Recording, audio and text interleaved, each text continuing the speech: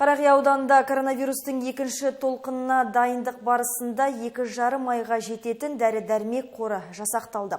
Жеке қорғаныс киімдерінің 7300 данасы бар. 20 орындық екінші деңгейлі жұқпалы аурулар бөлімшесі де ашылды.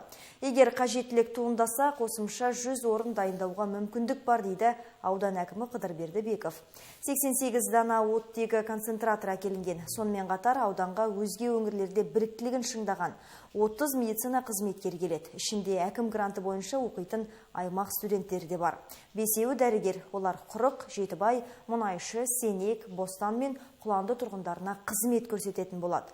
Жұмыспен қамтудың жол картасы аясында 4 медициналық нысанға жөндеу жұмыстары жүргізіліп жатыр. Осы айдың соңына дейін толықтай аяқталады деп жоспарланған. Сондай-ақ аталған бағдарлама арқылы Жетібай мен Құрық ауылындағы ауруханаларға 79 орынға орталықтандырылған оттегі құрылғысы іске қосылды.